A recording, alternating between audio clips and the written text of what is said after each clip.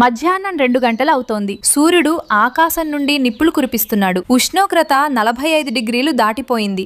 అత్తగారి వేకుల కప్పు ఇల్లు ఈ సమయంలో మండుతున్న భట్టిలా కాలిపోతోంది. వంటగదిలో రేణుపిచ్చుక చెమటతో పూర్తిగా తడిసిపోయి పొయ్యి ఊదుతోంది. ఒసే రేణు, ఉదయం 10 గంటలవుతున్నా నీ పొయ్యి ఇంకా వెలగడం లేదు. ఎండ దెబ్బకి నా ప్రాణం పోతోంది. నువ్వేమో ఇక్కడ తాబేలు నడకతో పనిచేస్తున్నావు.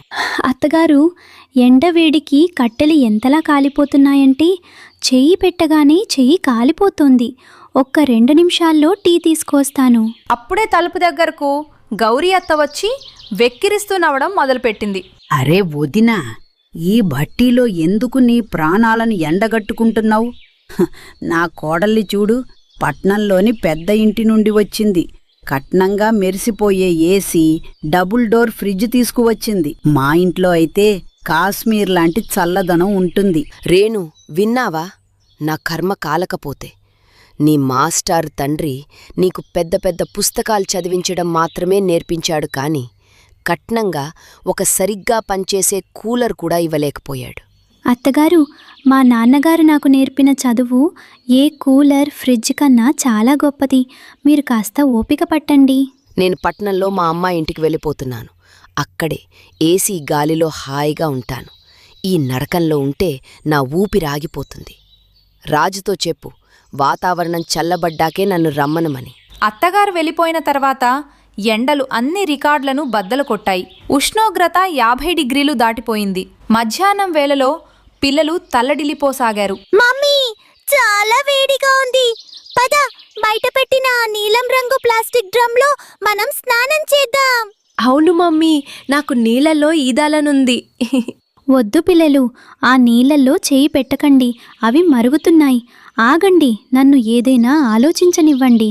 రేణు డ్రమ్ దగ్గరకు వెళ్లి చూడగా డ్రమ్లోని నీరు బాగా వేడిగా ఉంది. కుండలో నీళ్లు చల్లగా ఉండగలిగినప్పుడు ఈ డ్రమ్ములో ఎందుకుండలేవు?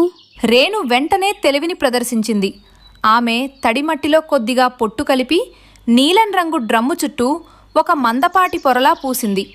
మంత్రంలాగే కొన్ని గంటల్లోనే డ్రమ్ము లోపల నీరు కుండ నీళ్ళలా చల్లగా మారిపోయింది. పిల్లలు అందులోకి దూకి చపాక్ చపాక్ అంటూ స్నానం చేయసాగారు. సాయంత్రానికి రాజు పని ముగించుకొని బాగా అలసిపోయి ఇంటికి వచ్చాడు. అతని రెక్కలపై బొబ్బలు పడ్డాయి. రేణు, ఈరోజు ఫ్యాక్టరీలో ఇనుపరేకుల కింద పనిచేయడం చాలా కష్టమైపోయింది. నా చేతులు కాలిపోయాయి. మీరు కూర్చోండి, నేను మందు రాస్తాను. మనం ప్రతి సంవత్సరం ఇలా ఎండలకి తల్లడిల్లిపోలేము. నేను ఏదైనా పెద్ద ప్రయత్నం చెయ్యాలి. రేణు లోపలి గదిలోకి వెళ్తుంది. ఆమె తన తండ్రి ఇచ్చిన చివరి గుర్తు వెండి గొలుసును చూస్తుంది. ఆమె కళ్ళలో నీళ్లున్నాయి కానీ నిశ్చయం గట్టిగా ఉంది. ఆమె నేరుగా కంసాలి దగ్గరకు వెళ్లి గొలుసును తాకట్టు పెడుతుంది. ఆ డబ్బుతో ఆమె పాత సామాన్ల మార్కెట్కు వెళ్తుంది. దారిలో గౌరీ కాకి, పింకీ కాకి చూసి నవ్వసాగాయి. అరే చూడండి చూడండి, మాస్టర్ గారి చదువుకున్న కూతురికి పిచ్చెక్కింది. ఇంట్లో తినడానికి గింజలు లేవు కానీ ఈ పాత సామాన్ల కుప్పను పోగేస్తోంది. కరెక్ట్గా చెప్పావు పింకీ. రేకుల ఇళ్లను ఇది ఇప్పుడు పాత సామాన్ల కొట్టులా మార్చేస్తుంది. దీని బుద్ధి గడ్డి తినడానికి వెళ్ళింది. పాత సామాన్లతో అద్భుతాలు చేయడం చదువుకున్న పిచ్చుకకి బాగా తెలుసు. కాకిగారు, అలా చూస్తూ ఉండండి. ఇప్పుడు రేణు అసలు మిషన్ ప్రారంభమైంది. ఆమె రాజుతో కలిసి పాత మండుతున్న రేకుల ఇళ్లను పూర్తిగా తొలగించింది. రేణు ఆ నీలం రంగు డ్రమ్ములను మధ్యలోకి కట్ చేసి వాటిలో తడిమట్టి, రాళ్ళు మరియు పొట్టు నింపింది. రాజుగారు, ఈ డ్రమ్ములను ఒక దానిపై ఒకటి పెట్టి గోడ కట్టండి. ప్లాస్టిక్ మరియు మట్టిల ఈ కలయిక బయట వేడిని లోపలికి రానివ్వదు. రేణు కష్టానికి ఫలితం కనిపించసాగింది. ఆమె కేవలం గోడలు మాత్రమే కట్టలేదు, డ్రమ్ములను ఎంత అద్భుతంగా ఉపయోగించిందంటే అది చూసి ఏ వాస్తుశిల్పి అయినా ఆశ్చర్యపోవాల్సిందే.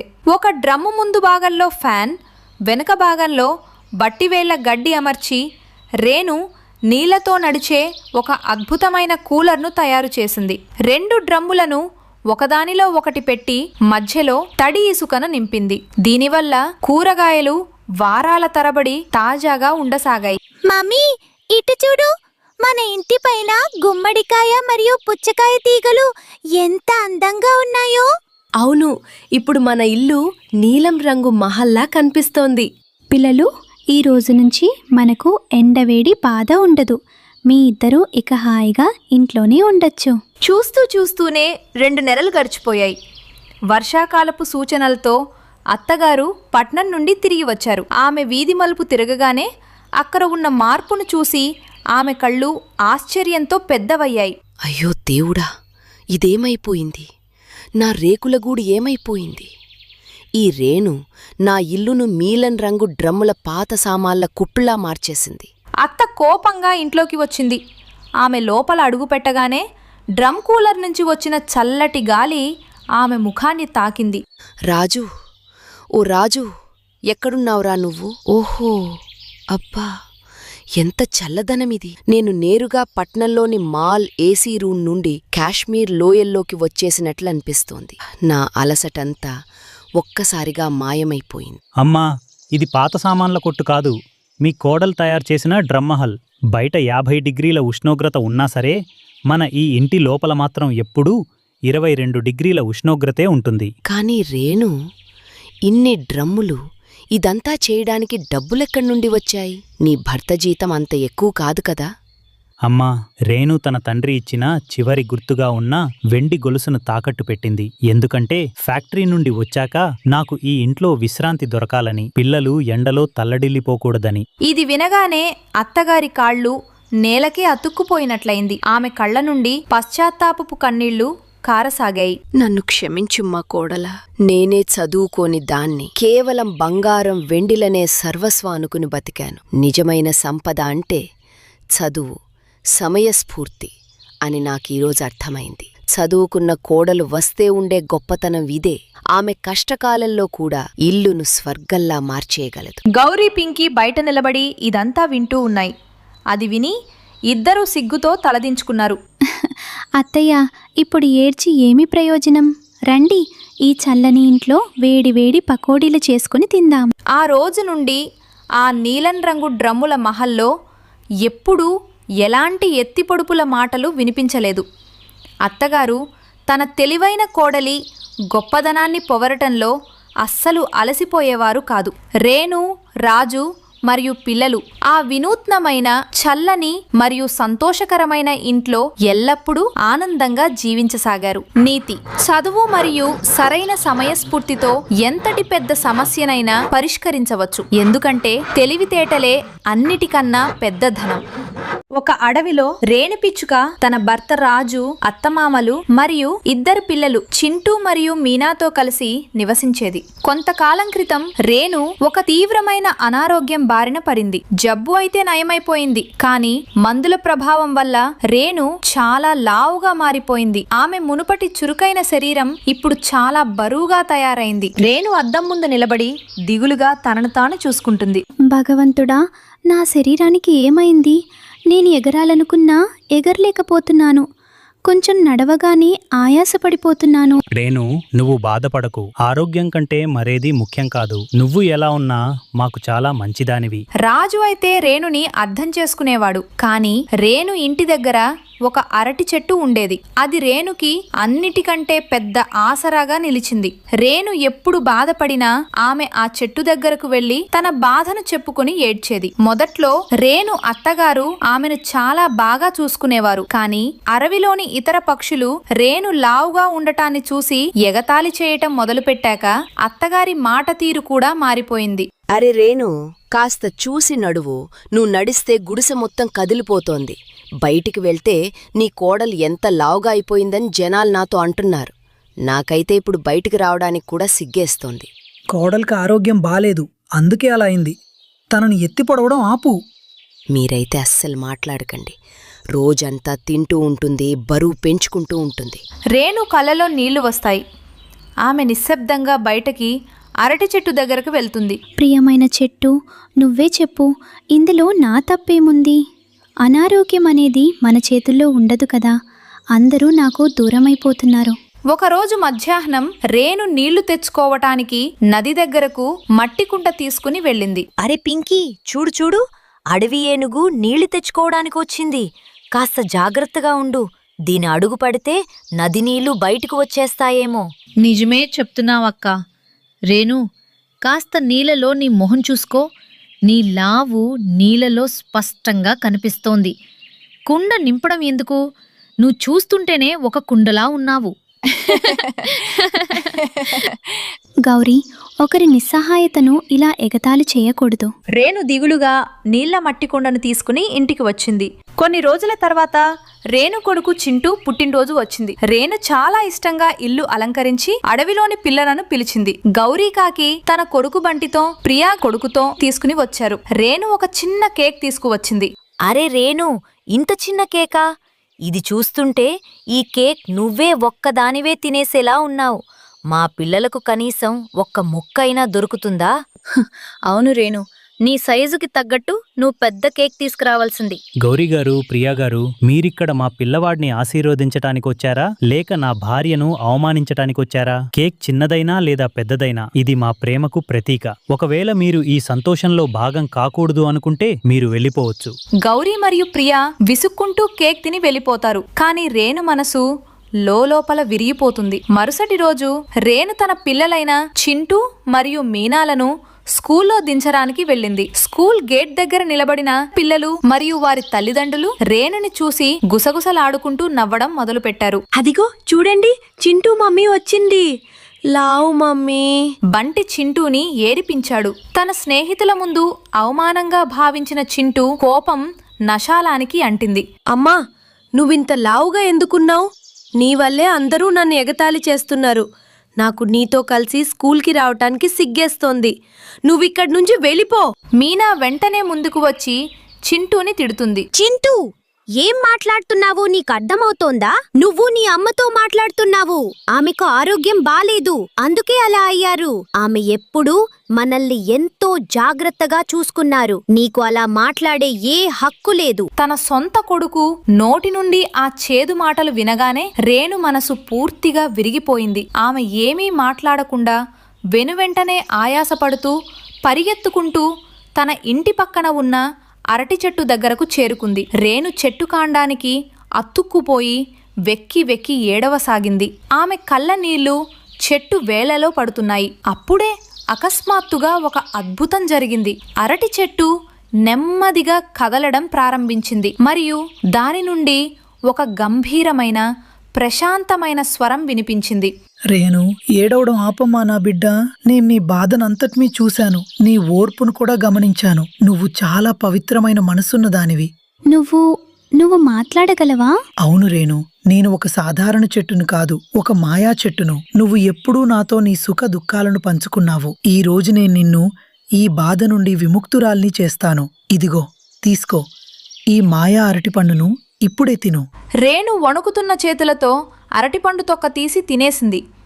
అరటిపండు తినగానే రేణు శరీరం చుట్టూ ఒక తీక్షణమైన వెలుగు మెరిసింది. కనురెప్పపాటులో ఆమె లావుపాటి శరీరం మాయమైపోయింది మరియు ఆమె మునుపటిలాగే సన్నని మరియు చురుకైన పక్షిలా మారిపోయింది. రేణు, ఇప్పుడు నువ్వు మునుపటిలా మారిపోయావు. ఇది నీ మంచితనానికి దక్కిన బహుమతి. కానీ గుర్తుంచుకో, ఈ విషయం ఎవ్వరికీ తెలియకూడదు. ధన్యవాదాలు ప్రియమైన చెట్టు.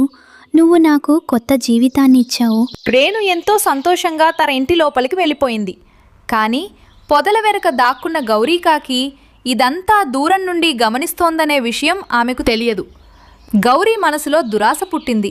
అయితే ఈ చెట్టు దగ్గర మాయా అరటిపండు ఉందన్నమాట. రేణు ఇంత అందంగా మారిపోయింది. ఒకవేళ నేను కూడా ఈ అరటిపండు తింటే నేను ఈ అడవి మొత్తంలోకెల్లా అత్యంత అందమైన మరియు మెరిసిపోయేదానిగా మారిపోతాను. అందరూ నన్నే మెచ్చుకుంటారు. రేణు లోపలికి వెళ్ళగానే గౌరీకాకి అడుగులో అడుగు వేసుకుంటూ నిశ్శబ్దంగా అరటి చెట్టు దగ్గరకు వెళ్ళింది. ఆమె చెట్టు అనుమతి లేకుండానే టక్కున ఒక అరటిపండును తెంపేసుకుంది. గౌరీ ఆ అరటిపండును తినగానే మంత్రం కాస్తా తిరగబడింది. గౌరీ శరీరం నెమ్మదిగా ఉబ్బిపోవడం ప్రారంభమైంది. రేణు కంటే 4 రెట్లు ఎక్కువ లావుగా మరియు బరువుగా మారిపోయింది. ఆమె రంగు మరింత నల్లగా మారిపోయింది మరియు ఆమె రెక్కలు బరువెక్కాయి. కాపాడండి! ఇదేమైంది? నేను ఇంత లావుగా ఎలా అయిపోయాను? నాకైతే ఎగరడం కూడా చేతకావడం లేదు. గౌరీ, ఎవరైతే ఇతరుల నిస్సహాయతను చూసి నవ్వుతారో మరియు దురాశ పడతారో వారికి ఇలాగే జరుగుతుంది. ఈ మాయా చెట్టు కేవలం మంచి మనసున్న వారికే సహాయం చేస్తుంది, దొంగలను మరియు దురాశపరులను శిక్షిస్తుంది. గౌరీకాకి ఎంత లావుగా మారిపోయిందంటే ఆమె తన కొమ్మ నుండి కదలలేకపోయేది. అయ్యో అక్కా, నీకేమైపోయింది ఇది? నువ్వు చూస్తుంటే నడిచే గేదెలా ఉన్నావు. మమ్మీ, అందరూ నన్ను ఎగతాళి చేస్తున్నారు. ఇప్పుడు ఆమె ఎప్పుడు బయటకు వచ్చినా అడవిలోని పక్షులన్నీ, పిల్లలందరూ ఆమెను చూసి నవ్వేవారు.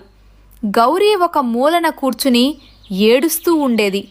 ఆమె రేణుకి ఏ బాధనైతే కలిగించిందో ఈరోజు అదే బాధను ఆమె స్వయంగా అనుభవిస్తోంది. ఆమె చేసిన తప్పులకు పూర్తి శిక్ష లభించింది. అటువైపు చింటూ తన తల్లిని చూడగానే వాడికి తన తప్పు తెలిసొచ్చింది మరియు ఏడుస్తూ రేణుని క్షమాపణ కోరాడు.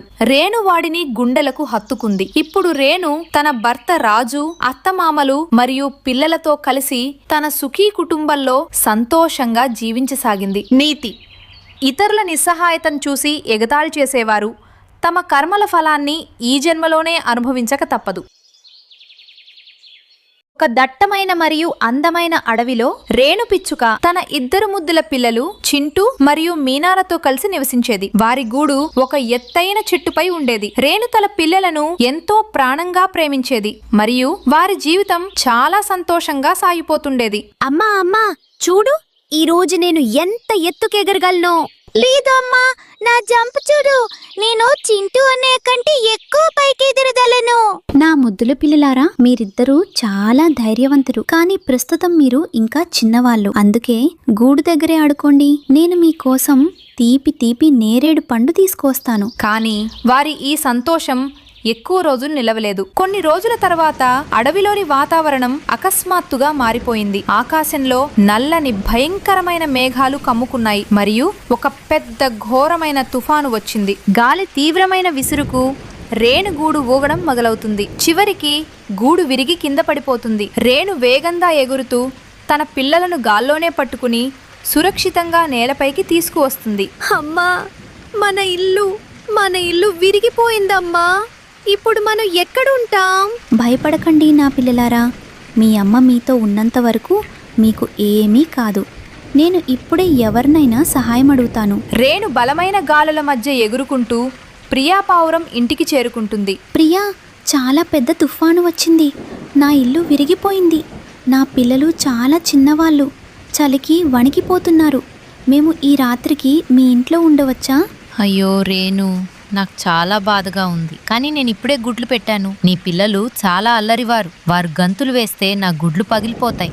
నేను నీకు సహాయం చేయలేను. రేణు బాధపడుతూ గౌరీకాకి దగ్గరకు వెళ్ళింది. గౌరీకాకి చాలా గర్వపడేది మరియు ఆమెకు తన పెద్ద ఇల్లు అంటే ఎంతో అహంకారం ఉండేది. గౌరీ, వాతావరణం చాలా దారుణంగా ఉంది. నా పిల్లలు వానలో తడిసిపోతున్నారు. కొద్దిసేపు నన్ను నీ ఇంటి అరుగు కింద కూర్చొనిస్తావా?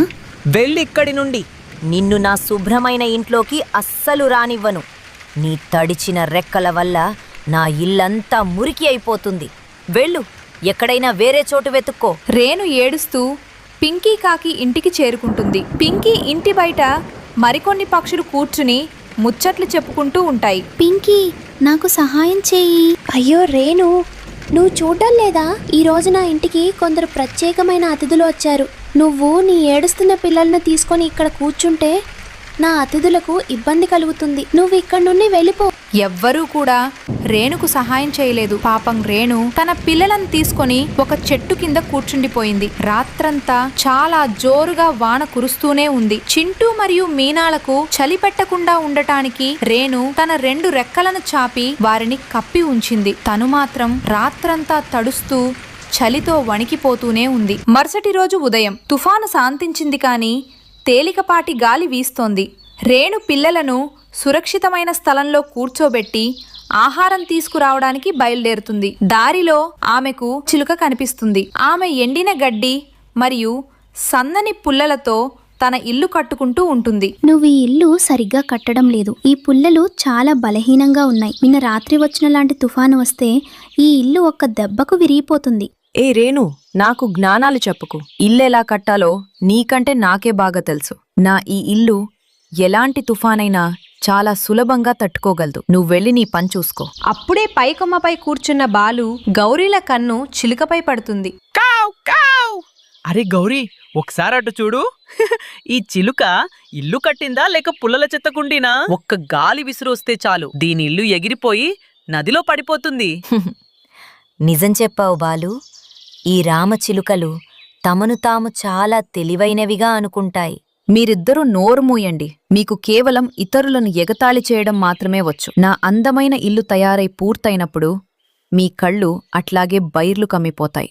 రేణు అక్కడి నుండి వెళ్ళిపోతుంది. ఆమె నది ఒడ్డుకు వెళ్ళి వర్షం కారణంగా అక్కడి మట్టి చాలా జిగటగా మరియు బలంగా మారడం చూస్తుంది. అప్పుడు రేణుకు ఒక ఉపాయం తట్టింది. ఆమె తన ముక్కుతో తడి మరియు జిగట మట్టిని తీసుకొని ఒక సురక్షితమైన చెట్టు యొక్క లావుపాటి కొమ్మపైకి తెచ్చింది.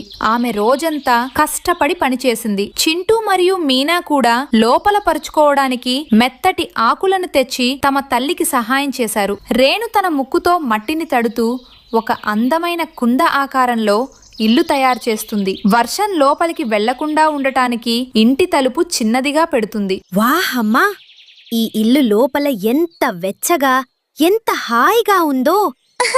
ఇంకా అమ్మా, దీని గోడలు ఎంత బలంగా ఉన్నాయో. ఇక మనకు ఎలాంటి తుఫాను అన్నా భయం వేయదు.